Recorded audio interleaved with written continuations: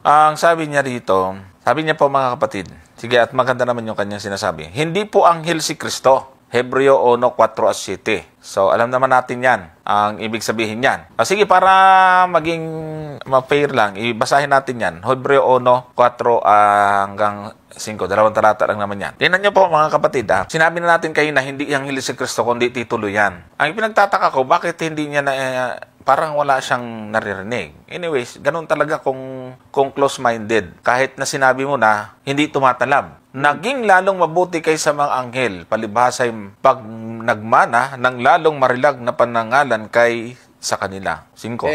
Sapagkat kanino nga sa mga anghel sinabi niya kailanman, ikaw ay aking anak, ikaw ay aking ipinanganak ngayon, at muli ako'y magiging kanyang ama at siya'y magiging aking anak. So, sabi niya, hindi anghel. Hindi nga ay anghel eh. Prinsipe ng mga anghel. Sa una pa lang, binabanggit na po natin, siya ang may control, siya ang may kapangyarihan sa mga anghel. Hindi siya anghel. Kaya nga, angel of the Lord, ibig po sabihin, siya po ang may command sa mga anghel. So, sa pakitandaan, baka mamaya, natapos na kami lahat dito. Ay, sa mga Adventista, anghel si Kristo. Ay, talaga naman. O ito papakita ko sa iyo kung ano ang ibig sabihin sa ibang talata ng Michael, the Archangel. Ito yan. Sa Daniel 10:13, mababasa po natin doon yung si Miguel ay isa sa mga punong prinsipe. Yung ang English niya ay Michael, one of the chief princes. Ayan. Pag sinabi pong prince, chief prince, siya yung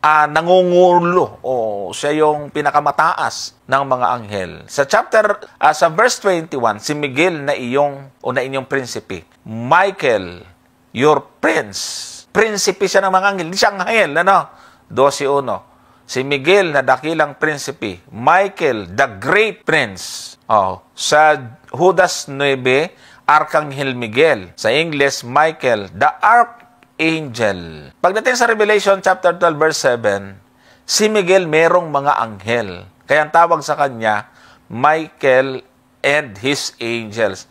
So, hindi siya anghel. Kaya inakapit sa kanya yung anghel ng Panginoon kasi nga siya po yung nangunguna at nagkukumand. Siya po ang may kapangyarihan o may authority sa mga anghel. So, naintindihan mo na? So, baka mamaya ulitin mo naman. Alam mo, Brother Johnson, nakikita ko na si Brother Natoy, nakukonfuse. Kasi nga, nalagyan ng mali yung isip niya eh. Una, yung ginamit mong talata na Hebreo, hindi mo ba alam na yan ay kumukontra sa aral ninyo? Hindi ba? Kasi ginamit mo yung Hebreo 1:5. O tingnan mo yan, sapagkat kanino nga sa mga anghel. Tanong ko sa'yo, Brother Natoy, kasama ba si Felix Manalo dito sa Hebreo 1:5? Hindi ba? Hindi ba si Felix Manalo kaya nyo ikinabit doon sa Revelation 7 na siya yung ibang anghel, lumalabas ngayon si Felix anghel. Ay bakit nyo tinatawag na anghel si Felix kung hindi naman pala sa anghel? Di ba? Pero sa ating Panginoon, ayaw mong ikapit yung word na anghel. Ay bakit? Yun ang problema doon. Kasi nagkakaroon kayo ng double standard ngayon. Bakit yung anghel ay pwedeng ikapit kay Felix? So lalabas ngayon, kasama ba si Felix dito sa Hebreo 1:5? Nakasama siya dyan? Kanino sa mga anghel? Sinabi niya kailanman. Alam ko ang paliwanag ng INC tungkol sa anghel, kaya ginamit nila yung Revelation. Di ba? Mensahero, messenger. Kaya sinasabi nila na pwedeng ikapit kay Felix yung anghel. Yan ang maliwanag dyan, kapatid. So, kung tatanggapin natin ngayon yung inyong interpretasyon dun sa word na anghel, ay bakit hindi mo pwedeng ikapit sa Panginoong Jesucristo? Kaya nga. Nahuli din. Di ba? Oo nga. Hindi ba ating Panginoong Jesucristo ay sugo din ng ating Panginoon Diyos? But mas pumayag siya na ikapit kay Felix Manalo, pero ayaw niya kay Kristo. Nakita niyo yan, mga kapatid, So, dito, nakikita po natin na hindi talaga malalim yung inyong pag-aaral. No? Tama yan, Brother Gomer, kasi tinan mo Maganda naman na at least nakakapagtanong po kayo, at least naliliwanag po natin. Kasi pinapakita ko lang po sa inyo na yung mismong interpretation ninyo kay Felix Manalo bilang anghel, lalabas, mali din pala. Kasi nga, sabi niya, si Kristo, mataas sa... Anghel. Kasi, ang pagkakaintindi mo talaga sa anghel nga, ayun nga, yung literal na anghel. Ay, paano nyo naikapit yung word na anghel kay Kapelix? Kung ganon. Ngayon, meron siyang comment dito. Hindi ko lang ma-screenshot kasi hindi ko makita sa laptop ko, pero nasa cellphone. Sabi nyo si Kristo ang anghel, nagpakita kay Moises at kay Jacob, tapos sasabihin nyo, hindi anghel si Kristo. Nakakalito po. Ikaw lang yung nalilito kasi pinaliwanag... Ikaw ang tumututol. Kaya nga, ang sinasabi namin sa iyo, kapatid, yung anghel na ikinakapit kay Kristo, hindi likas. Katulad din ng pagkakapit nyo kay Kapelix Manalo ng anghel, hindi likas. Siguro yun ang nakadikit sa isip niya, na, ay basta hindi. Oo, kasi, hindi po likas ni Kristo na anghel siya, kundi ikinapit po sa kanya yung titulo na yon. Kaya nga ang tawag sa kanya, anghel ng Panginoon. Yun. Pero maliwanag nga, yung anghel ng Panginoon na binasa natin, bagamat tinatawag na anghel ng Panginoon, Diyos po siya. Hindi ngayon, naman mahirap unawain yun eh. Ngayon, ang hindi niya napapansin na yung pagkontra niya, malaking problema sa kanila. Kasi kung hindi si Kristo yung... Yun nga, Brother Johnson. Kasi kung hindi si Kristo yon, Brother Gomer, yung nasa Exodus 3. Sino yun? Yung anghel ng Panginoon, yung Diyos. Alam ka naman, si Manalo yun. Lalabas yun, yung ama, tinatawag na anghel din pala. Baka doon sila pumayag. Wag lang si Kristo. Di ba paano nga ito Hebreo 1:5? Nakita mo kapatid na natin na kung paano nagkaka-windang-windang yan. Kasi yung anghel, balikan po na, ang liwanag, yung anghel ng Panginoon na tinatawag, ang pakilala niya, ako ang Diyos. Ay, sino yon? Kaya lang nakakalimutan niyan eh. Nakakalimutan niya kasi, Brother Gomer, yung pinaliwanag ko, prinsipe, archangel. Hindi nga anghel, siyang prinsipe, siyang nangunguna, siyang nag-uutos sa mga anghel. Kaya yung anghel na nagpakita kay Moises, kay Jacob at iba pa, ang tawag sa kanila, angel of the Lord, nang ibig sabihin ay prinsipe ng mga anghel. Yan. So ang nagpakita kay Jacob, hindi yung literal na anghel na yung nilikhang anghel. Okay. Kundi, hindi po yung nasa Hebreo 1:5.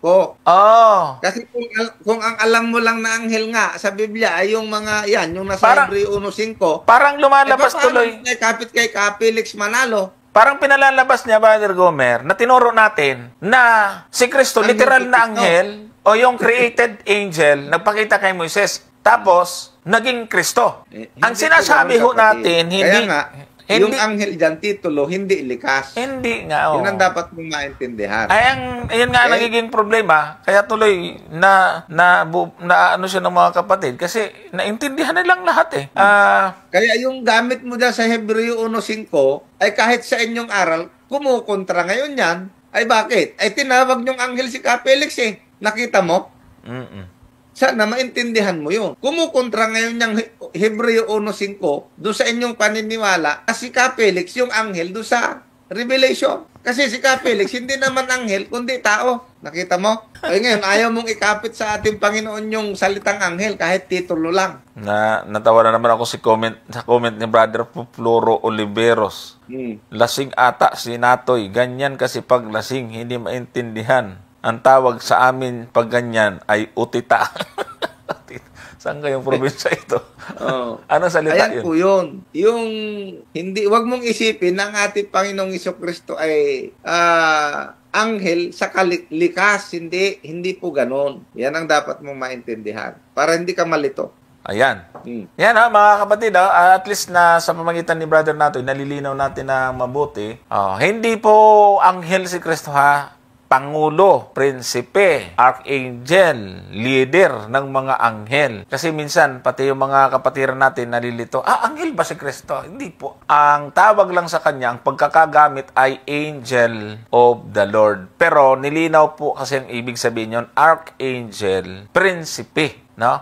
Prinsipe. Ibig sabihin ay siya po yung prince, siya po chief. Siya po yung may control. Siya po yung nangunguna, siya po yung nag-uutos sa mga anghel. Parang ganito, si Kristo, tinatawag na Leon ng Huda sa Revelation. Brother Gomer, di ba? Ang tarata nga yun. Sa 5:5. 5 talatang 5. ng Revelation. Ayan, sabi dyan, at sinabi sa akin ng isa sa matanda, huwag kang umiyak. Narito ang leon sa angkan ni Huda, ang ugat ni David, ay nagtagumpay upang magbukas ng aklat ng 7 tatak. So, ang tinutukoy po dito ay si Kristo. Sabi naman niya sa Juan 15, ano naman yung pakiwalala niya sa kanyang sarili? 15:1 ng Juan. Sabi po dyan, ako ang tunay na puno ng ubas. Ang aking ama ang magsasaka. Ano ba talaga? Anghel? Leon? Puno? Ano ba talaga ang turo ninyo mga Adventista? Puno si Kristo? O puno ng ubas? O meron pa bato? Meron pa. Tapos, leon, hayop. O meron pa, isa yung tala sa umaga. O bituin. Ano ba talaga? Ay dapat matuto po tayo mga kapatid mag-aral yung mga ginagamit na titulo, yung mga paghahalimbawa, pag-aralan po natin 'yan. Pero yung kanyang titulo bilang Angel of the Lord ay siya po yung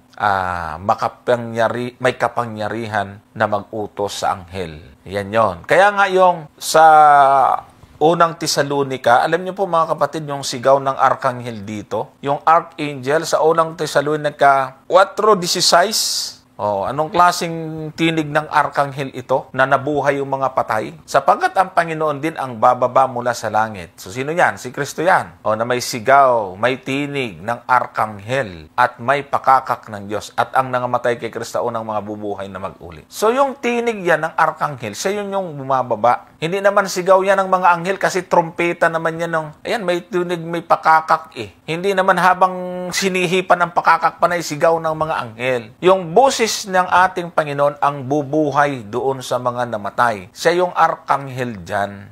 Di ba? So, with the voice of archangel. Sino nga yung archangel? Prince, prinsipe, o pangulo ng mga anghel. Ganon. Yan, mga kapatid. So, wala ko tayong magawa kung hanggang doon lang po siya. At least nagbago siya, mga kapatid, ng tanong, hindi na doon sa pagka-Diyos ni Kristo, pero doon pa rin niya dinadala. Sabi niya dito, mali nga po na si Kristo yung nakausap ni Moises. Sino yon? Dahil di naman si Kristo ang Diyos ni Abraham, ni Isaac at ni Moises. Sino nga yun yung nakita doon? Sino yung nakita doon sa Exodus 3 at saka sa 18 ni Abraham na Diyos? Sino ba yun? Si Manalo ba yun? O ang ama yun? Payag ka na ang ama yun, yung nakita doon na anghel? Kaya nga, yung sabi mo, kasi hindi si Kristo ang Diyos ni Abraham at ni Isaac at ni Moises. Yun na ang patunay na si Kristo, Diyos ni Abraham, ni Jacob, ni Moises.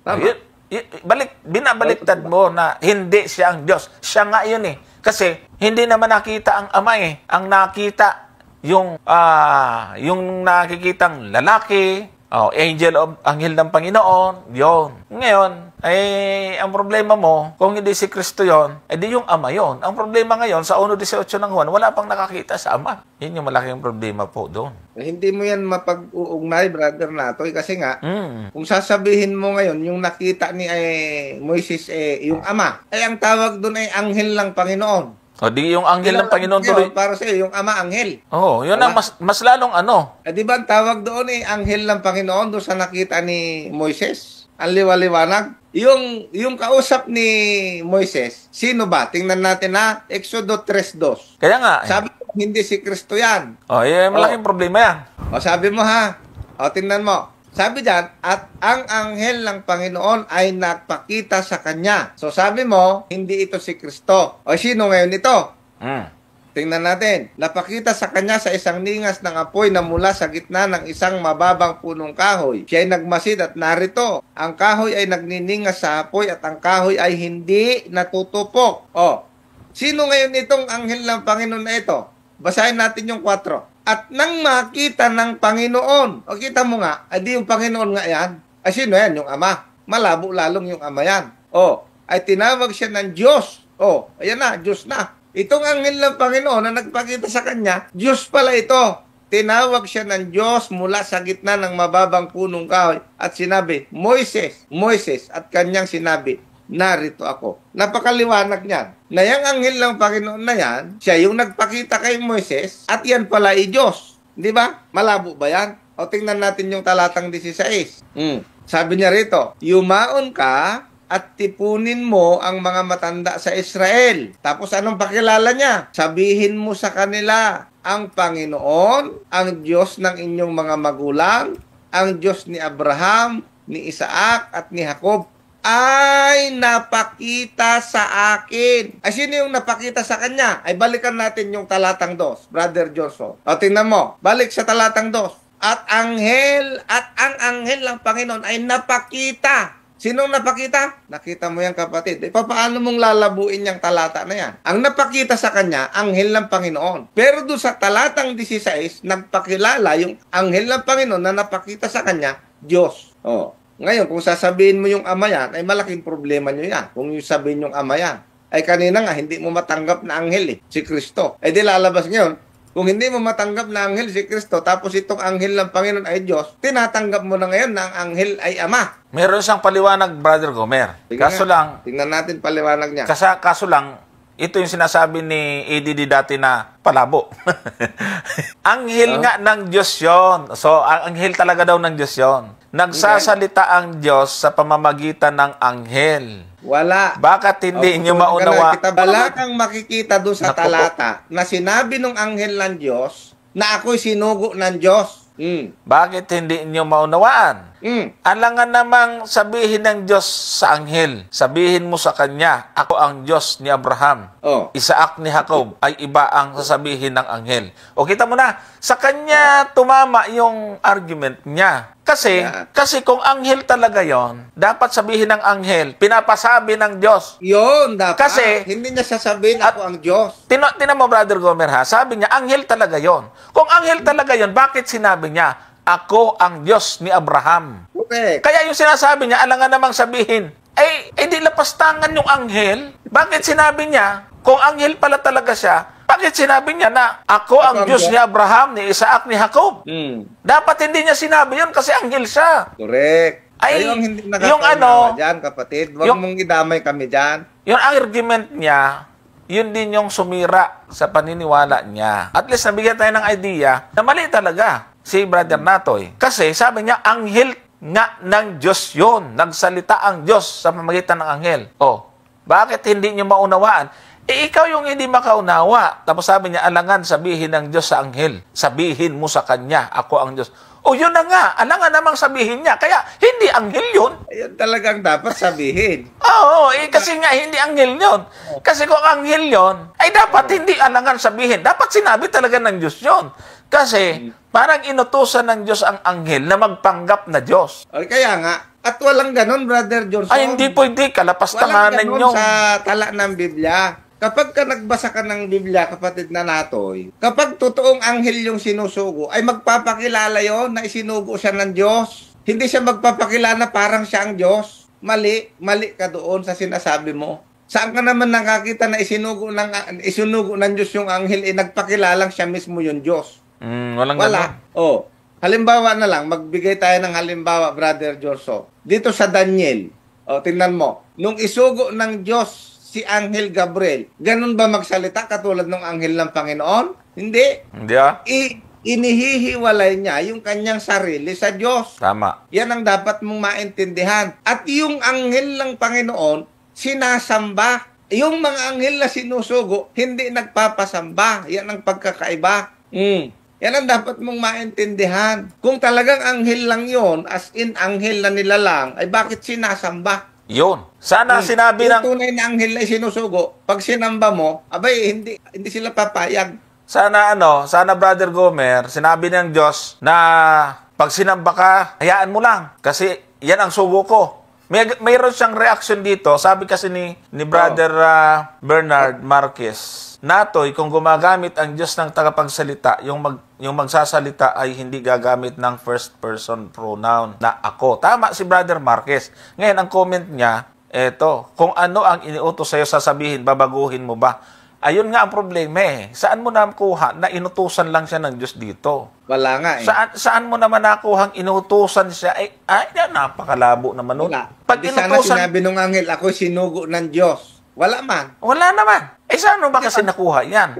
Kasi naman, puro pasuko kasi binabasa mo. Natoy, sa lahat ng pagkakataon na binanggit itong anghel ng Panginoon na ito, ay wala ka man lang makikita na nagsalita itong anghel ng Panginoon na ito na ako'y sinugo ng Diyos. Ito Wala ang sabi, pong ganun eh. wala naman Kaya sinabi na, ang anghel ng Diyos na yan, ng Panginoon na yan, siya mismo ang ating Panginoon. At siya yung Diyos diyan sa lumang tipan na nagpapakita. Kasi nga, yung Ama, maliwanag, walang nakakita kailanman. yung ano, Brother Gomer, yung anghel ba? Ayaw mo namang, di ba?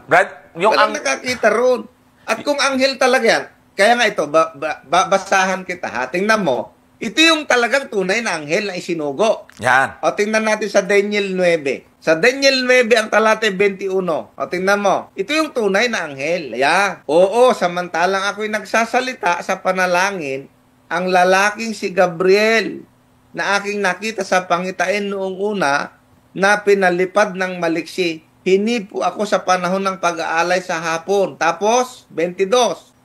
Tingnan mo, sabi ni Gabriel, at kanya akong tinuruan at nakipagsalitaan sa akin at nagsabi, O Daniel, ako'y lumabas ngayon upang bigyan ka ng karunungan at kaunawaan. 23. Sa pasimula ng iyong mga samo ay lumabas ang utos. Namo? At ako'y naparito upang saysayin sa iyo sapagkat ikaw ay totoong minahal. Nakita mo?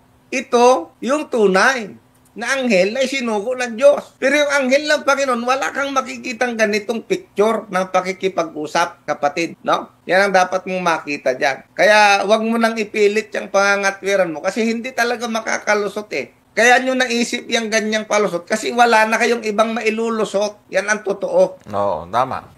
Ayan. Sa dami ng pagkakataon, halimbawa, doon na lang kay Hagar, yung anghel mismo ng Panginoon, nagsasalita siya as Diyos. Hindi katulad dito ni Gabriel, iba, kapatid. Kaso, hindi nyo na kayang, hindi nyo na kayang baliin yan. Kaya ngayon, of course, naiintindihan natin, hindi nyo matatanggap. At mag-iisip kayo ng palusot para lang mapasinungalingan yan. Kaso lang, hindi nyo kayang magawa yun. Yun lang ang masasabi ko dyan, Brother Johnson. At pinakahuli, yung anghel, hindi nagpapasamba sa Apokalipsis 19:10. O yun, hindi talaga nagpapasamba yung anghel. Ay, itong anghel ng Panginoon, sinasamba ito eh. Ayan ako'y nagpatirpa sa kanyang paanan.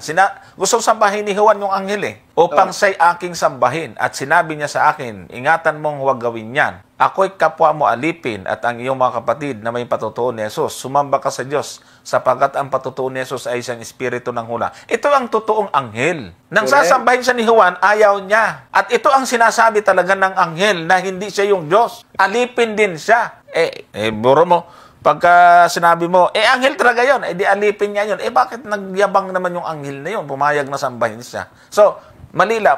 So, ibig sabihin, mga kapatid, hindi ko alam. Sa bagay, stand talaga ng Iglesia ni Cristo. Nakita po natin ngayon na sa magitan ng pangatuwiran ni Brother Nato ay talagang mali. Maling-mali po talaga yung paniniwala ng mga tutol sa pagka-Diyos ni Cristo, mga kapatid.